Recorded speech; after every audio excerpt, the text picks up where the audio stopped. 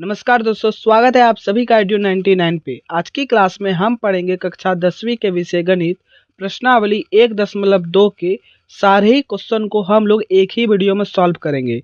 इससे पहले मैंने इसी चैप्टर का फुल कंसेप्ट वीडियो बना रखा है और साथ ही प्रश्नावली 1.1 का सारा क्वेश्चन को एक ही वीडियो में सॉल्व करा रखा है। आप होम पेज में जाइए या इसी का लिंक आपको डिस्क्रिप्शन में मिल जाएगा, वहां पर भी आप जाकर वो वीडियो देख सकते हैं। अगर आप लोगों ने वो वीडियो नहीं देखा है फिर भी ये वीडियो देख रहे हैं तो आपको समझ में आएगा, इसके बाद आप वहां पे जाकर देख सकते हो। तो हम लोग अब सॉल्व करेंगे क्वेश्चन नंबर 1 को। इसको सॉल्व करने से पहले थोड़ा सा हम बेस तैयार करेंगे ताकि आपको ये क्वेश्चन और भी अच्छे से समझ में आए। तो ध्यान से समझिएगा, ठीक। देखो, मैंने कंसेप्ट में बताया था कि जो संख्या होती है ना, वो दो टाइप की होती है। एक होता है वास्तविक, जिसको हम लोग रियल नंबर कहते हैं। ये चीज़ हमको पूरा का पूरा क्लास 10 में पढ़ना है।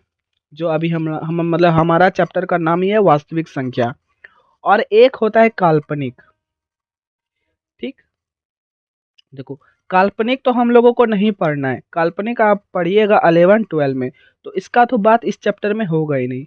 अब थोड़ा सा वास्तविक को आगे बढ़ाएंगे तो ये भी दो टाइप का होता है। एक होता है आपका अपरिमेय और एक होता है आपका परिमेय, ठीक है ना। जितना भी नंबर आप पढ़े हो अभी तक, जो आप बोलते हो सम, विषम, भाज्य या अभाज्य, जितना भी नंबर अभी तक पढ़े हो, पूर्णांक, प्राकृत संख्या, पूर्ण संख्या, ये सभी का सभी आपको किसके अंदर देखने को मिलेगा? तो परिमेय संख्या के अंदर। समझे बात को। और जो बाकी बच गया, जैसे √5, पाई, 2.32, फिर 332, ये सभी क्या हो गया? अपरिमेय संख्या हो गया। तो दो नंबर में हमको अंतर दिख रहा है। जैसे अगर हम बात करें कि √5 परिमेय संख्या नहीं है, तो बचा क्या? अपरिमेय। मतलब जाहिर सी बात है कि अगर √5 परिमेय संख्या नहीं होगी तो वो जाहिर सी बात है कौन सी संख्या हो जाएगी? अपरिमेय संख्या। क्योंकि नंबर तो दो ही टाइप का होता है, एक होता है परिमेय, एक होता है अपरिमेय। अगर कोई संख्या को अगर हम लोग परिमेय बोलेंगे कि ये परिमेय संख्या नहीं है, तो बचा क्या? हमारा अपरिमेय। तो इस सवाल को हम लोग उसी तरीके से बनाएंगे। हम इस बात को प्रूफ नहीं करेंगे कि √5 एक अपरिमेय संख्या है। हम क्या प्रूफ करेंगे कि √5 क्या नहीं है? परिमेय संख्या नहीं है। तो जाहिर सी बात है वो कैसी संख्या होगी? अपरिमेय संख्या। तो इसी तरीके से इस सवाल को हम लोग बनाएंगे। हम लोग क्या करेंगे, पहले हम इस बात को मान लेंगे कि माना √5 एक अपरिमेय संख्या है। सॉरी, √5 एक परिमेय संख्या है।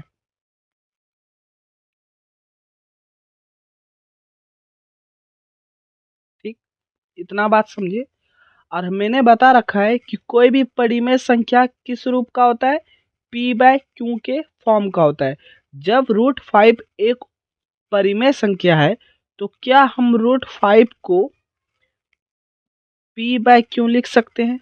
और ये भी बताया था परिमेय संख्या में कि ये जो p और ये q है, ये दोनों का दोनों क्या है? पूर्णांक है। चाहे वो निगेटिव भी हो सकता है और पॉजिटिव भी हो सकता है।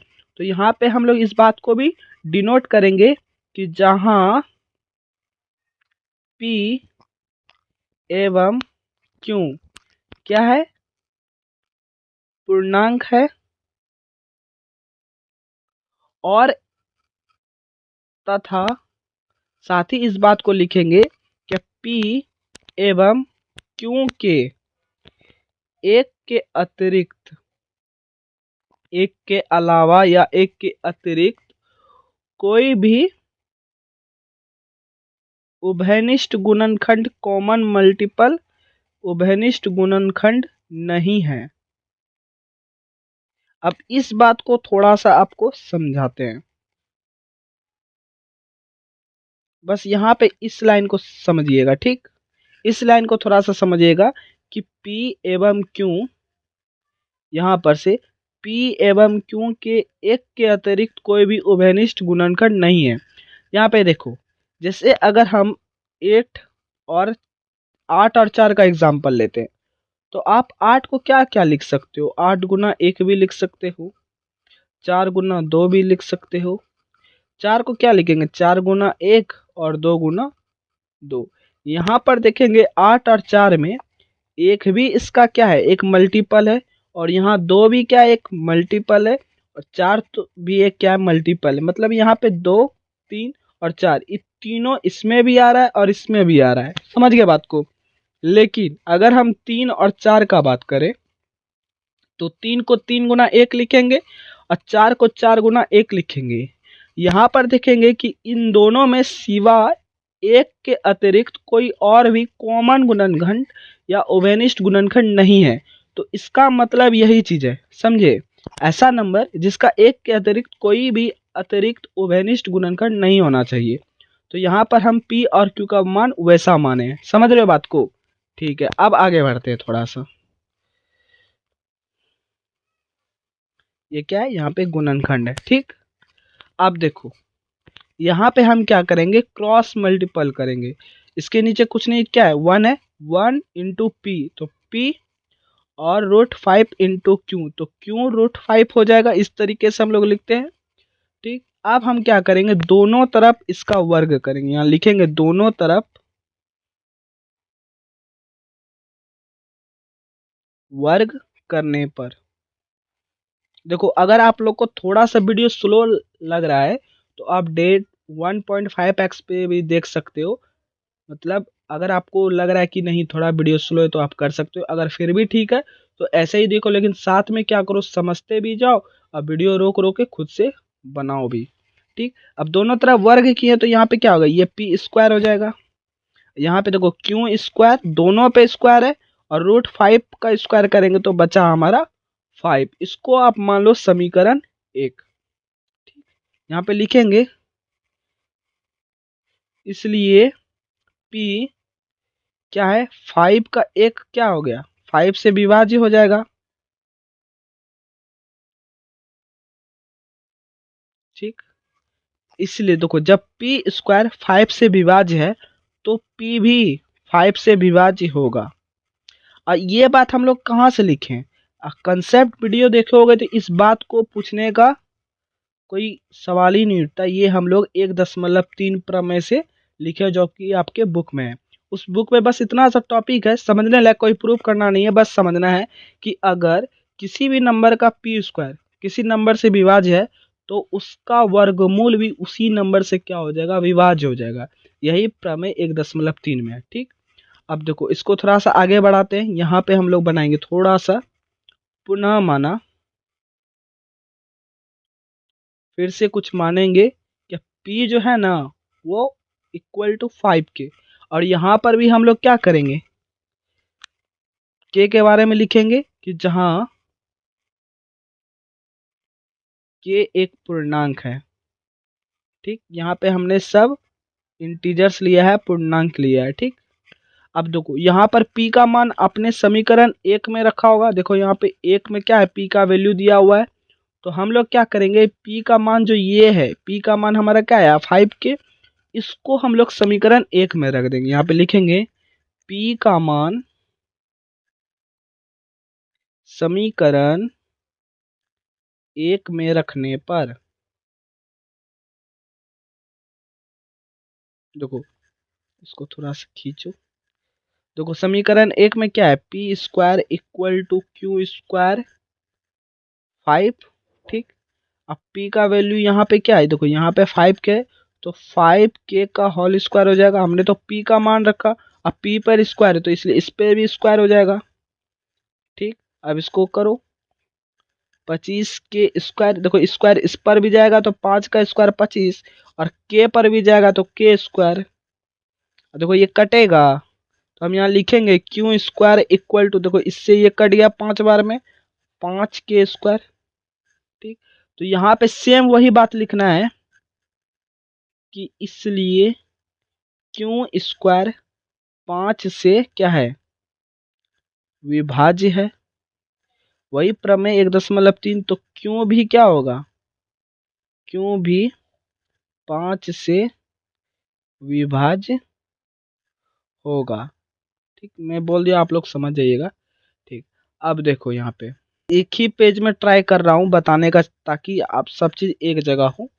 अब देखो यहाँ पे कि यहाँ पे देखो P 5 से विभाज्य है, Q भी 5 से विभाज्य है, लेकिन हमने क्या माना था कि P एवं Q के एक के अतिरिक्त कोई और उभयनिष्ठ गुणनखंड नहीं है। लेकिन भैया यहाँ तो 5 भी तो आ गया, मतलब हम जो माने वो हमारा मानना क्या हो गया, गलत हो गया। हमने माना क्या था कि √5 एक परिमेय संख्या है, और जो कि इसका विरोधाभास प्राप्त होता है, ये गलत हो गया।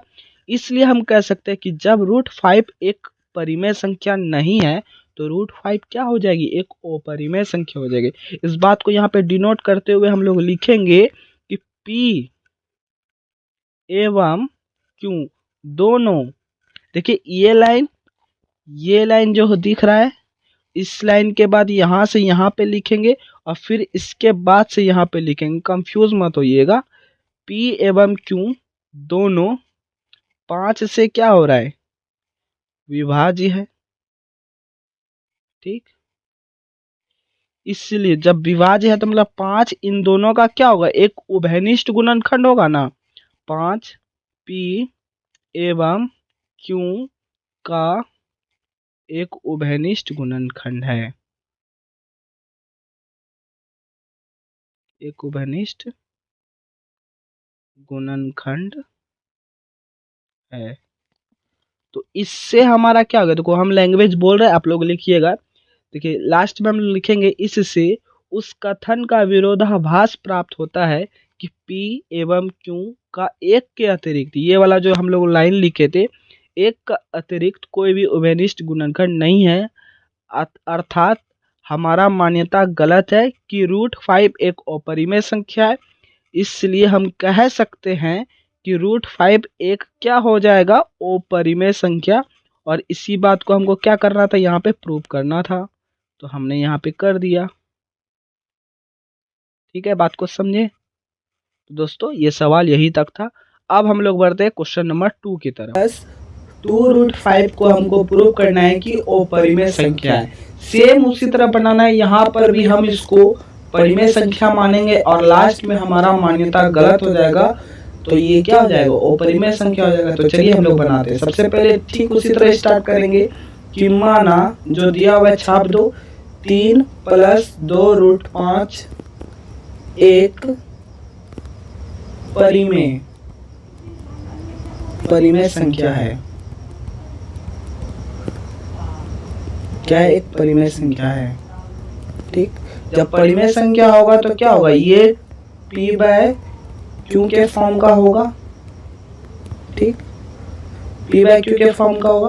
देखिए हम यहाँ पे क्या करेंगे, √5 हमको पता है क्या संख्या है, अपरिमेय संख्या है, तो हम क्या करेंगे, सभी को √5 के बराबर रख देंगे। तो √5 को छोड़ के बाकी सबको उस साइड कर दो। तो यहाँ पे पहले 3 जाएगा, प्लस में उस साइड जाएगा तो माइनस में, तो P/Q -3, और √5 इक्वल टू, इधर 2 इधर इंटू में उस साइड जाएगा तो भाग में, मतलब बटे में आ जाएगा, और ये ऐसा हो जाएगा। ठीक, यहाँ पे हम लोग लिखेंगे जहां P एवं Q क्या है, पूर्णांक है। ठीक, लिखेंगे चूंकि P और Q पूर्णांक है, इसलिए P/Q एक क्या हो जाएगा, परिमेय संख्या हो जाएगी, एक परिमेय संख्या है। जब ये परिमेय संख्या है, और तो √5 भी क्या हो जाएगा हमारा, 1 मिनट, जब ये परिमेय संख्या है P/Q, तो यहाँ पे देखो ये P/Q इसके साथ भी रिलेशन में और इसके साथ भी है, तो ये पूरा का पूरा क्या हो जाएगा, परिमेय संख्या। तो इसलिए 1/2 इंटू P/Q -3 भी एक परिमेय संख्या होगा।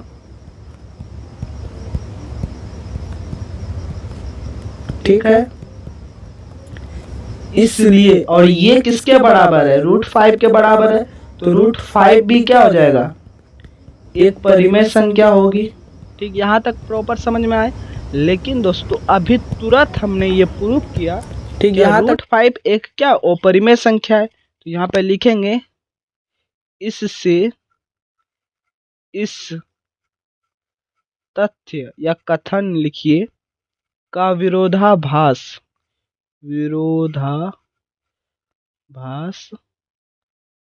प्राप्त होता है कि √5 एक अपरिमेय संख्या। इसका तो विरुद्ध बात हो रहा है।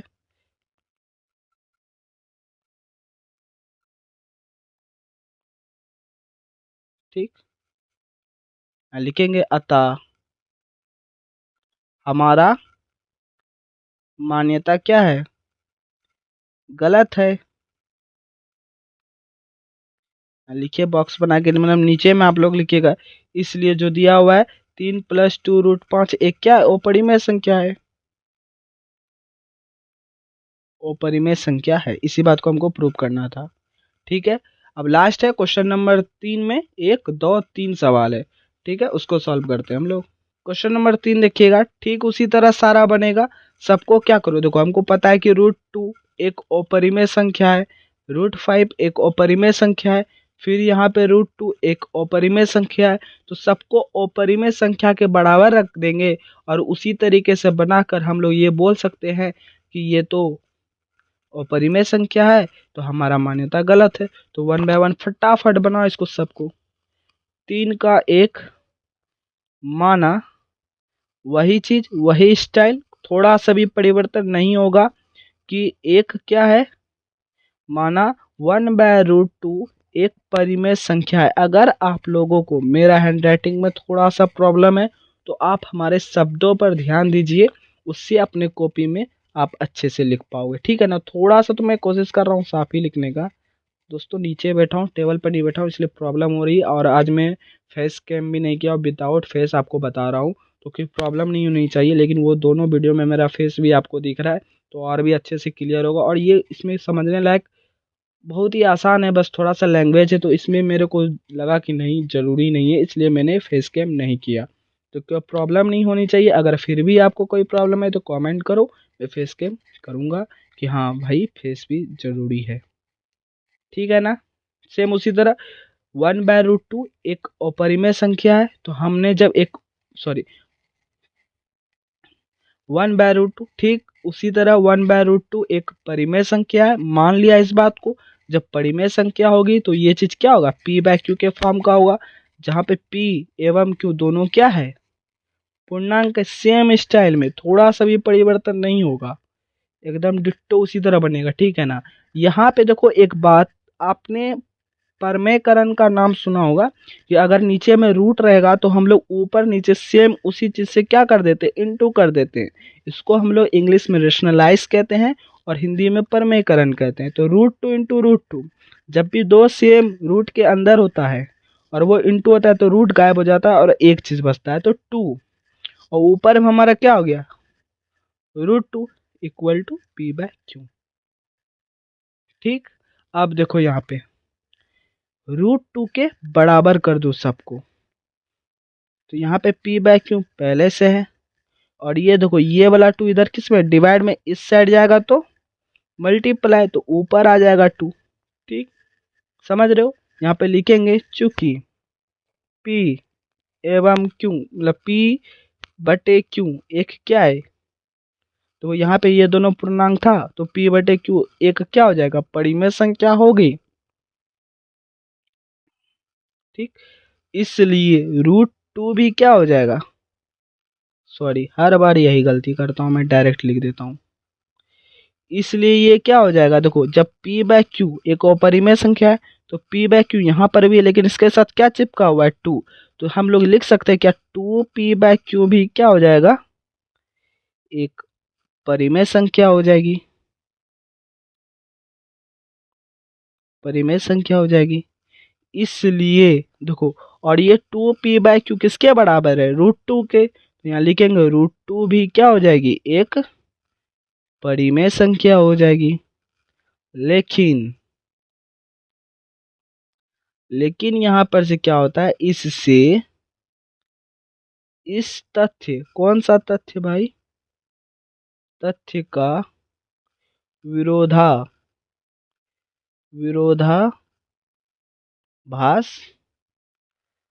प्राप्त होता है कि, कौन सा तथ्य, कि √2 कैसे संख्या है, ओ परिमेय। इसको देखो, अभी तो मैंने √2 को प्रूफ नहीं कराया, लेकिन √5 वाला जो कराया ना, एकदम डिट्टो सेम है। जहां जहां √5 वहां वहां √2। अगर देखो, इसके बाद तो पक्का एग्जाम्पल बताऊंगा, एग्जाम्पल में दिया हुआ है √2 को प्रूव करना है √3 को, तो वहां पे तो हो ही जाएगा। लेकिन अगर फिर भी अपने से कोशिश करोगे तो √5 जिस तरह बताए ना, उसी जगह पे आप क्या कर लो, √2 और √3 रख के प्रूव कर दो, √7 रख के प्रूव कर दो। जो आपका मन, प्रैक्टिस के लिए आप नंबर बदल बदल के प्रैक्टिस कर लो, ठीक। तो √2 एक क्या अपरिमेय संख्या है, ठीक। अपरिमेय संख्या इस तथ्य क्या प्राप्त होता है, तो यहाँ पे हम लोग लिखेंगे अथा हमारी मान्यता गलत है।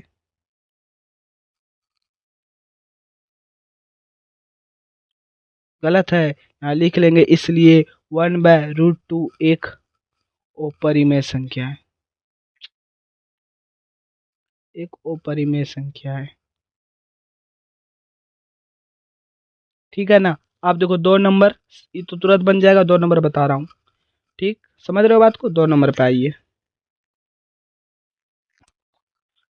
2 नंबर है 7√5। यहाँ पे ठीक उसी तरह बनाओ कि माना 7√5 एक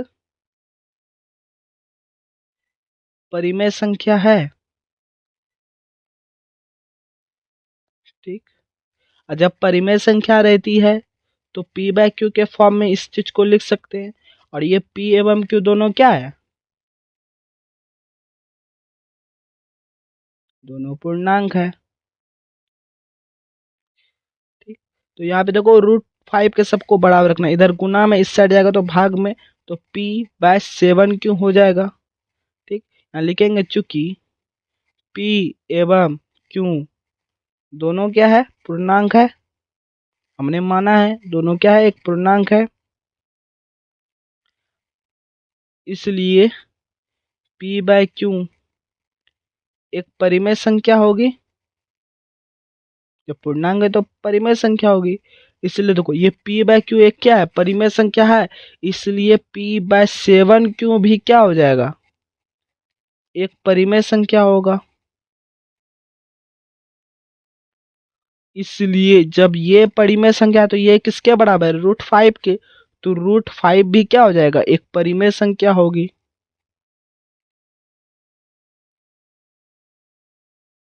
लेकिन हम लोगों को पता है कि, क्या पता है, कि √5 क्या है, वो परिमेय संख्या है। यहाँ लिखेंगे इससे इस तथ्य का, इस तथ्य का विरोधाभास प्राप्त होता है कि √5 एक अपरिमेय संख्या है, संख्या। यहाँ देखो, इसके नीचे लिखना, यहाँ जो लाइन दी है ना, इसके नीचे लिखना, अतः हमारी मान्यता क्या है, गलत है। हमारी मान्यता गलत है, और जब गलत है तो क्या, इसलिए 7√5 क्या है, एक अपरिमेय संख्या है, अपरिमेय संख्या है, ठीक है दोस्तों। अब देखो लास्ट क्या था, लास्ट क्या था, लास्ट हमारा था 6+√2, सेम उसी तरह बनेगा। तो लास्ट है 3 नंबर 6+√2। लिखो माना, क्या मानेंगे कि 6+√2 एक परिमेय संख्या है। जब परिमेय संख्या है तो 6+√2 किसके बराबर होगा, p/q के। और ये p एवं q दोनों क्या है, पूर्णांक है, ठीक। अब हम लोग क्या करते हैं, √2 वाला के बराबर रख देते, तो p/q यहाँ पहले से है, ये 6 प्लस में, इस साइड जाएगा तो माइनस में। ठीक, समझ रहे हो बात को। यहाँ लिखेंगे सिंस चूंकि P एवं Q दोनों क्या है, दोनों क्या है जी, पूर्णांक है। जब पूर्णांक रहता है तो क्या हो जाएगा, P और बाय Q एक परिमेय संख्या हो जाएगी। ठीक, परिमेय संख्या, परिमेय संख्या है। और जब ये परिमेय संख्या है तो ये P बाय Q के साथ -6 रिलेशन में है, तो यहाँ लिखेंगे हम लोग P बाय Q -6 भी क्या हो जाएगा, एक परिमेय संख्या हो जाएगा, परिमेय संख्या है। और देखो ये किसके बराबर है, √2 के ना, ये देखो ये किसके बराबर है, √2 के, तो यहाँ पे लिखेंगे √2 भी क्या हो जाएगा, परिमेय संख्या हो जाएगी, परिमेय संख्या है। तो इससे क्या हो जाएगा, इस तथ्य का विरोधाभास प्राप्त होगा, इससे इस तथ्य का विरोधाभास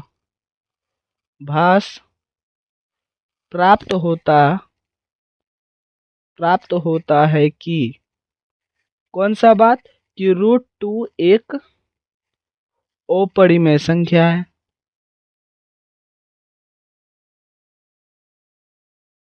अपरिमेय संख्या है, इससे वो तो हो तो गया, तो यहाँ पे हम लोग कह सकते हैं अतः हमारी मान्यता क्या है, मान्यता गलत है, इसलिए 6 + √2 एक अपरिमेय संख्या है। अभी रुक जा, एक चीज बताऊंगा अभी मैंने क्या किया सवाल में। देखो हमने पहले बता रखा है कि देखो अगर कोई संख्या परिमेय नहीं होगी तो वो क्या होगी, अपरिमेय होगी। ठीक, इसी बात को तो प्रूव किए। पहले तो हमने माना कि परिमेय है, फिर लास्ट में करते करते पता चला अरे यार ये तो परिमेय नहीं है, तो क्या बचा, अपरिमेय। समझ बात को, इसी तरह सारे को प्रूव किया हूं। ठीक है ना। अगर तुम लोगों ने वो वीडियो नहीं देखा है कंसेप्ट वाला और 1.1, तो जाके फटाक से देखो, ये चैप्टर और क्लियर हो जाएगा। जरूरी है कंसेप्ट वीडियो पूरा डिटेल में बता रखा हूँ। ठीक, अगर चैनल पर नए हो तो चैनल को कर लो क्या, सब्सक्राइब, और इस वीडियो को करना लाइक, और तुम्हारे दोस्त तो होंगे ही ना, तो उसके बीच क्या कर देना, इस वीडियो को थोड़ा सा शेयर कर देना। ठीक ठीक ठीक है, तब ठीक है, मिलते हैं नेक्स्ट वीडियो में।